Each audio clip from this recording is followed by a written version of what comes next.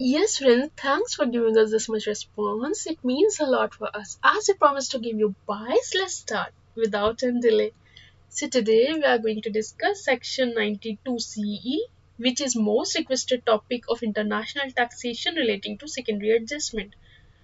So secondary adjustment क्या है ये हम लोग बहुत अच्छे से समझेंगे, लेकिन उससे पहले समझना जरूरी है कि प्राइमरी एडजस्टमेंट क्या है.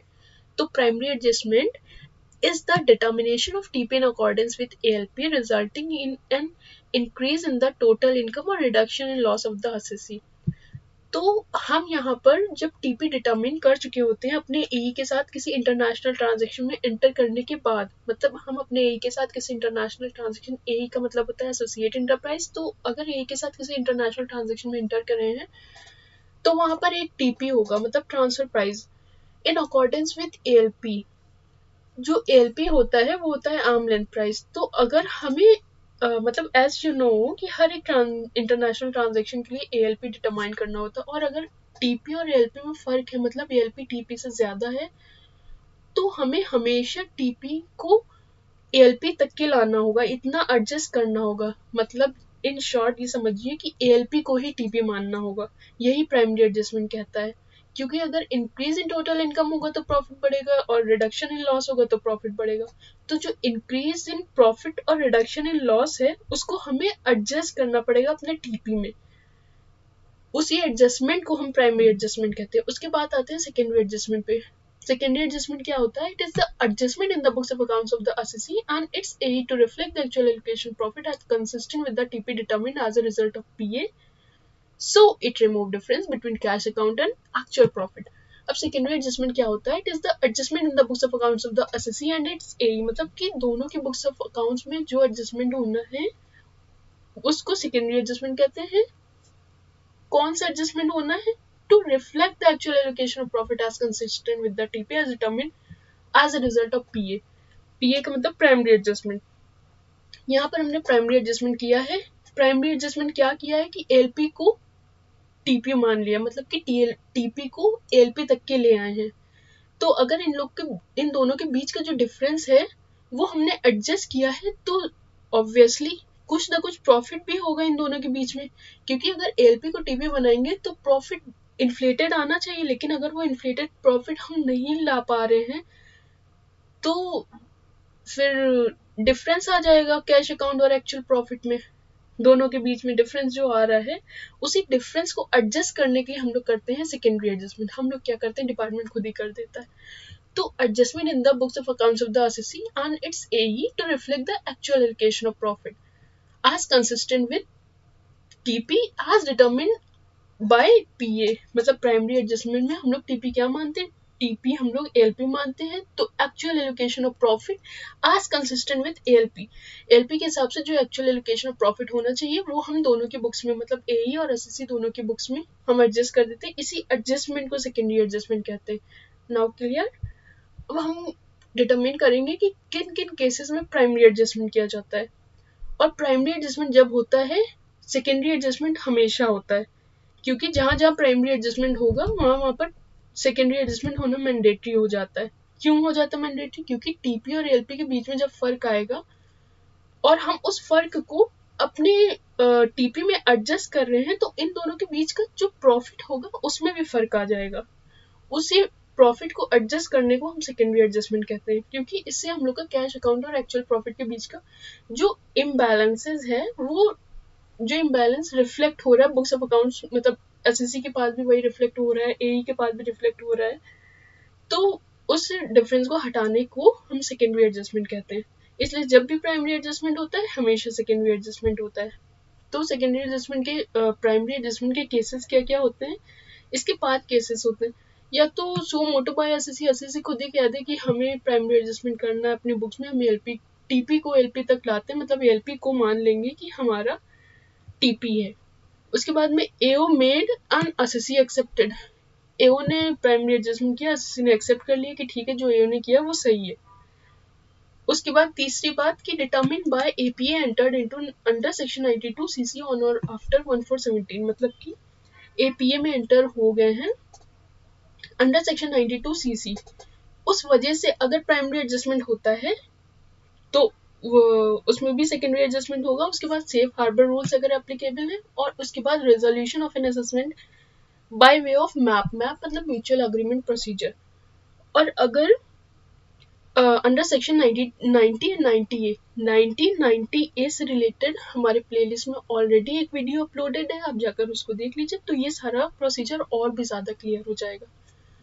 तो जहाँ पर प्राइमरी एडजस्टमेंट और सेकेंडरी एडजस्टमेंट दोनों होते हैं, उसकी पाथ केसेस क्या क्या है कि एसएससी खुद कर ले या तो फिर एओ कर ले, एसएससी एक्सेप्ट कर ले, एपीए में एंटर हो जाने की वजह से अगर प्राइमरी एडजस्टमेंट हो रहा है, सेफ हार्बर रूल्स की वजह से हो रहा है, या फिर resolution of an assessment by way of map, in pass cases की वजह से प्राइमरी एडजस्टमेंट होता है। उसके बाद सेकेंडरी एडजस्टमेंट हमने अपने बुक्स में कर दिया, लेकिन अब जो पैसा बढ़ा है, मतलब जो इंक्रीज्ड अमाउंट है, if it is not repatriated by any AE, any word is important, क्योंकि AE का मतलब वही वाला AE नहीं जिससे हमने ट्रांजेक्शन किया है।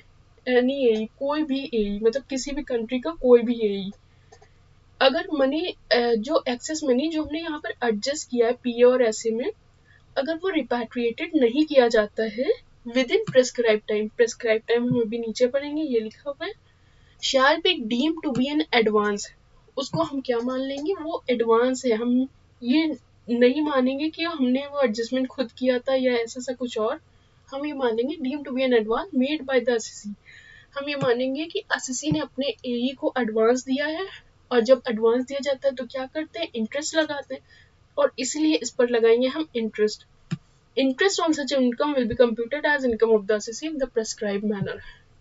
तो डिपार्टमेंट कहता है अगर आपने ये पीए किया है, आपके ऊपर पीए हुआ है, मतलब प्राइमरी एडजस्टमेंट हुआ है और सेकेंडरी एडजस्टमेंट हुआ है, तो जो भी एक्सेस अमाउंट है, मतलब टीपी और एलपी के बीच का जो डिफरेंस है, क्योंकि अब एलपी को टीपी मान लिया है, तो एलपी पर आपको मतलब जितना एलपी है उतना पैसा इंडिया के अंदर आना चाहिए।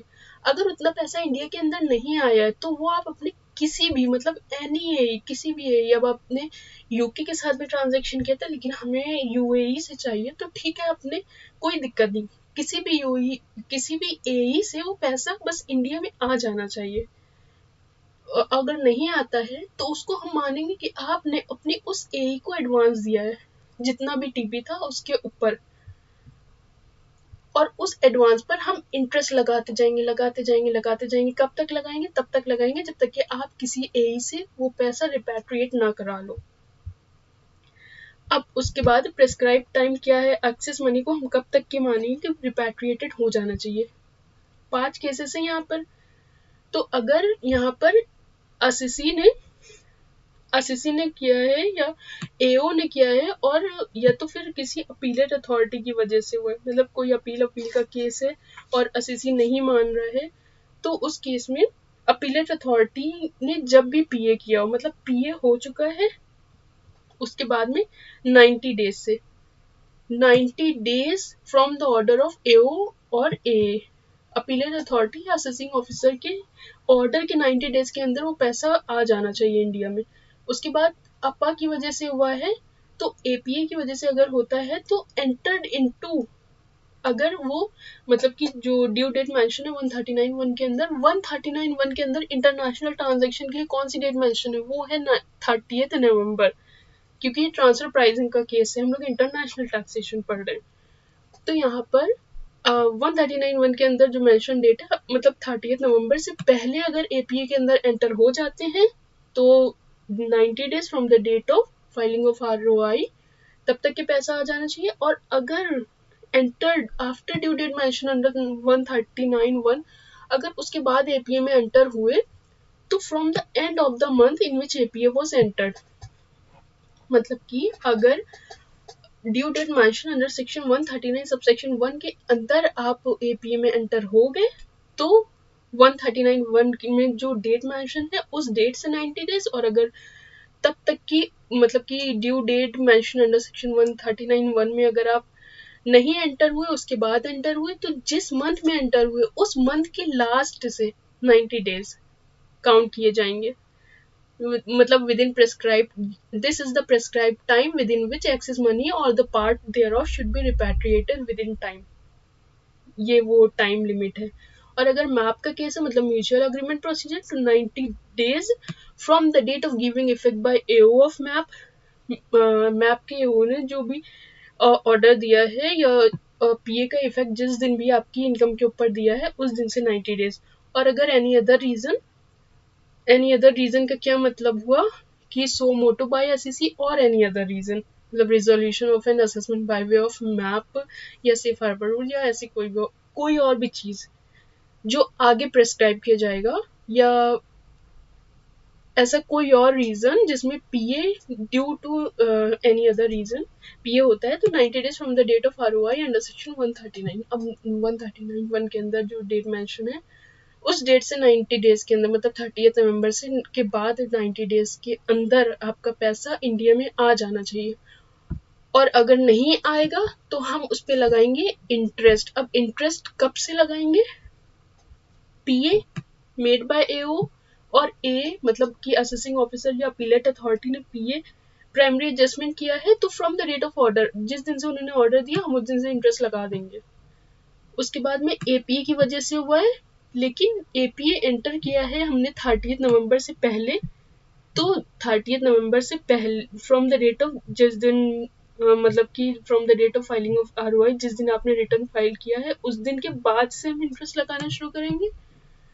उसके बाद में एपीए हमने 139(1) के बाद एंटर किया है, तो from the end of the month in which APA was entered, अगर फरवरी से हमने एपीए में एंटर किया है तो 28 फरवरी को, और लीप ईयर के केस में 29 फरवरी को एपीए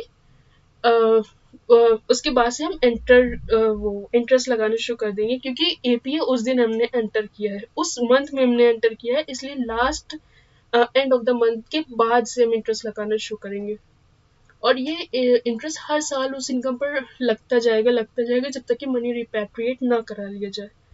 उसके बाद PA due to MAP mutual agreement procedure, तो from the date of giving effect by AO of MAP, MAP के एओ ने जिस दिन इफेक्ट दिया पीए का उसकी इनकम पर उस दिन से ले लेंगे। कोई और रीजन है मतलब इन तीनों को छोड़ के कोई और रीजन है, जैसे सेफ हार्बर रूल्स के केस में या फिर एसएससी खुद ही पीए करवाता है, उस केस में जिस दिन वो आरओआई फाइल करेगा उस दिन से हम इंटरेस्ट लगाना शुरू कर देंगे।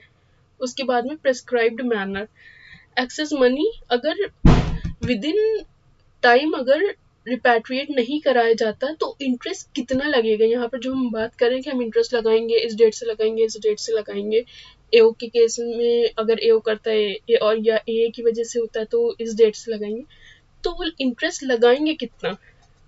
अगर international transaction is dominated in INR मतलब इंडियन रुपये में डोमिनेटेड है, तो 1 year MCFCR of SBI as on 1st April of previous year, मतलब कि marginal cost of fund lending rate, यहाँ पे MCFLR होना चाहिए, सी आ गया कोई बात नहीं। 1 year MCFLR of SBI as on 1st April of previous year plus 3.25%, मतलब कि SBI का as on 1st April of relevant previous year जो भी MCFLR है वो लेंगे 1 year को और उसमें 3.25% और ऐड करेंगे। और अगर इंटरनेशनल ट्रांजेक्शन में नहीं डोमिनेटेड है, is not dominated in Indian rupee, international transaction Indian rupee में नहीं डोमिनेटेड है मतलब फॉरेन करेंसी में है, तो 6 month LIBOR as on 30th सितंबर of the previous year plus 3%, 6 month का लाइबर रेट लेंगे जो भी 30th सितंबर को होगा और उसमें 3% और ऐड करेंगे। इतना इंटरेस्ट हम लगाएंगे, कब लगाएंगे, इस डेट से लगाना शुरू कर देंगे। उसके बाद अगर हम ये सारे इतना सब कुछ नहीं चाहते तो उसके लिए कोई रेमेडी तो अवेलेबल होगी इनकम टैक्स में, हाँ है। वो रेमेडी क्या है? वो रेमेडी है कि एडिशनल इनकम टैक्स दे दो, छुट्टी पाओ ये सारे प्रोसीजर से। अब कितना टैक्स देना है? देना है additional income tax at the rate 18% on such income on such money और पार्ट दे रहा हूँ, मतलब 18% एक्सेस टैक्स दे दो। और ये सारी चीजें जो पहले आपका इंटरेस्ट लगना है और उसका जो प्रिस्क्राइब मैनर है, प्रिस्क्राइब टाइम है, वो सारी चीजें खत्म। और this will be the final payment of tax अब ये इसके लिए फाइनल पेमेंट ऑफ टैक्स, मतलब उस इंटरनेशनल ट्रांजैक्शन में एंटर करने के बाद अगर आप ये टैक्स पे कर देते हो तो इट विल बी फाइनल। सो इसका कोई भी क्रेडिट अलाउड नहीं होगा कि आपके एक्सेस पे किया है तो कोई क्रेडिट मिले, कुछ ऐसा नहीं होने वाला।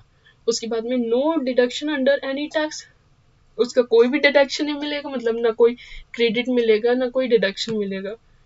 उसके बाद में assessee pays the international income tax at the beginning, no interest will be levied. और अगर आपने जैसे ये डिटर्मिन हुआ कि आपके ऊपर पीए हुआ है और तभी आपने जैसे सो मोटो एसएससी ने किया तो उसने जिस दिन किया तभी आप इनकम टैक्स पे कर दिया, वो एडिशनल इनकम टैक्स पे कर दिया। उसके बाद या एओ ने एडजस्टमेंट किया और एसएससी ने एक्सेप्ट किया और फॉरेन एडिशनल टैक्स पे कर दिया, या 3 और केसेस में, तो इन सारे केसेस में कोई भी इंटरेस्ट नहीं लगाया जाएगा क्योंकि उसने डिले नहीं किया, फॉरेन ही पे कर दिया additional income tax. So this is all about secondary adjustment. एक बार इसको अच्छे से जल्दी जल्दी देख लेते हैं जिससे ये इसकी ग्राफ आसानी से हो जाए। तो प्राइमरी एडजस्टमेंट क्या होता है? प्राइमरी एडजस्टमेंट होता है कि हमने एलपी को टीपी मान लिया, और सेकेंडरी एडजस्टमेंट क्या होता है? एलपी और टीपी के डिफरेंस होने की वजह से जो भी प्रॉफिट में फर्क आ रहा है उस प्रॉफिट को हम अपने टीपी में एडजस्ट कर देंगे। उसके बाद में 5 केसेस हैं जहां पर पीए होता है, और पीए होता है तो ऐसे जरूर होता है। तो 5 केसेस कौन से? एसएससी ने खुद कर दिया, डिपार्टमेंट ने किया, और उसके बाद एपीए में एंटर होने की वजह से हुआ, safe harbour rules apply applicable हो गए इस वजह से हुआ, और assessment by way of MAP, मतलब मैप की वजह से कोई भी रेजोल्यूशन पास हुआ है और उसके असेसमेंट की वजह से अगर पीए हुआ है तो ऐसे ज़रूर होगा। ये सारे 5 केसेस हैं। उसके बाद में अब ये जब सेकेंडरी एडजस्टमेंट होता है, सेकेंडरी एडजस्टमेंट तब होता है जब प्राइमरी एडजस्टमेंट हो चुका है, और प्राइमरी एडजस्टमेंट कब होता है? प्राइमरी एडजस्टमेंट तब होता है जब टीपी एलपी से कम होता है। तो एक्सेस मनी, जो इसके बीच में एक्सेस मनी आता है, अगर वो विद इन टाइम रिपैट्रिएट नहीं हुआ, विद इन टाइम क्या क्या मतलब है? विद इन टाइम का मतलब है कि अगर एओ या ए की वजह से है, मतलब असेसिंग ऑफिसर या अपीलेट अथॉरिटी की वजह से, तो 90 डेज फ्रॉम देयर ऑर्डर। और अगर एपीए की वजह से, और एपीए हमने 30 नवंबर से पहले एंटर कर दिया, तो 90 days from the date of filing of ROI, जिस दिन आरओआई फाइल किया उसके उस डेट से 90 डेज के अंदर, और अगर 139(1) के अंदर हमें जो भी डेट मेंशन है उस तक के हमने एपीए में एंटर नहीं किया, तो उसके जिस मंथ में हमने एंटर किया उस मंथ के लास्ट से हम इंटरेस्ट लगा, मनी रिपैट्रिएट हो जाना चाहिए 90 days from the end of the month in which APA was entered. 90 days के अंदर मनी रिपैट्रिएट हो जाना चाहिए, और अगर मैप का है तो 90 डेज जब मैप का इफेक्ट दिया उसके बाद से। और अगर आरओआई, 2 केसेस में, कौन से 2 केसेस? या तो सो मोटो बाय एसएससी या resolution of assessment by way of MAP, या नहीं resolution of assessment by way of MAP नहीं, सेफ हार्बर रूल्स। इन दोनों केसेस में 90 days from the date of ROI under section 139(1), इतने दिन में हमको अपना पैसा रिपैट्रिएट करा लेना है। अब if it is not repatriated तो हम इसको मान लेंगे deem to be an advance made by the SSC, and interest will be computed as the income. SSC की इनकम में इंटरेस्ट को हम इंक्लूड कर लेंगे और ये मान लेंगे कि उसने अपने एई को एडवांस दिया है। और हाँ, ये रिपैट्रिएशन कहीं से भी हो सकता है, किसी भी एई से। जरूरी नहीं कि आपने जिस एई के साथ ट्रांजेक्शन किया उसी एई के साथ में आपको पैसा लेना है, ये किसी भी एज से आप पैसा ले सकते हैं। उसके बाद में एक्सेस मनी रिपैट्रिएट नहीं किया तो इंटरेस्ट लगेगा। अब इंटरेस्ट हम कितना लगाएंगे? इंटरेस्ट लगाएंगे अगर इंटरनेशनल ट्रांजेक्शन इंडियन रुपये में डिनोमिनेटेड है तो 1 ईयर MCFLR ऑफ SBI और प्लस 3.25%, और अगर फॉरेन करेंसी में तो 6 मंथ लाइबर प्लस 3%। ये हो गया interest income that will be computed as the income of assessee. उसके बाद में अगर विद इन टाइम रिपैट्रिएट नहीं हुआ तो हम इंटरेस्ट कितना लगाएंगे? इंटरेस्ट लगाएंगे। इंटरेस्ट कब से लगाएंगे? इंटरेस्ट लगाएंगे अगर एओ या ए की वजह से, मतलब असेसिंग ऑफिसर या अपीलेट ट्रिब्यूनल की, अपीलेट अथॉरिटी की वजह से, तो जिस दिन उनका ऑर्डर आए, अगर एपीए का केस है और 139(1) में ड्यू डेट मेंशन जो है उससे पहले हमने एपीए में एंटर कर लिया था, तो जो भी date of filing of ROI है, और अगर 139(1) के अंदर डेट मेंशन है उस डेट के बाद हमने एंटर किया तो and of the month in which APA was enter. और अगर मैप का केस है तो जिस दिन मैप का इफेक्ट दिया गया, कोई और रीजन है, मतलब कि सेफ हार्बर रूल्स या फिर सो मोटो बाय एसएससी। तो उस दिन जिस दिन हमने आरओआई का इफेक्ट दिया, उसके बाद में फिर रेमेडी है क्या अवेलेबल है कि 18% टैक्स दे दो, छुट्टी पाओ सारे प्रोसीजर से, लेकिन इसके लिए कोई भी क्रेडिट कोई भी डिडक्शन नहीं मिलेगा। और अगर इनकम टैक्स बिगनिंग में पे कर दिया है तो इंटरेस्ट ही नहीं लगे, क्योंकि अगर आपने इंटरेस्ट कब लगता है, इंटरेस्ट सब लगता है जब टैक्स पे नहीं हो रहा हो, मतलब फॉरेन करेंसी रिपैट्रिएट नहीं हुई है, उस केस में हम सिर्फ टैक्स लगाएंगे। Okay, this is the completion of secondary adjustment. I hope कि बहुत ज़्यादा क्लियर हो गया होगा। If you want discuss more with me then let me know in the comment section below, and please write at least a thank you if you find it beneficial for you, and share it with your friend, ताकि उन लोगों का भी भला हो जाए। और ये एग्ज़ाम टाइम में आपके लिए बहुत हेल्प करेगा, बहुत ज़्यादा हेल्प करेगा, क्योंकि आप बड़े बड़े कॉन्सेप्ट इतने छोटे कम टाइम में रिवाइज कर पाओगे। It's all for today, thank you.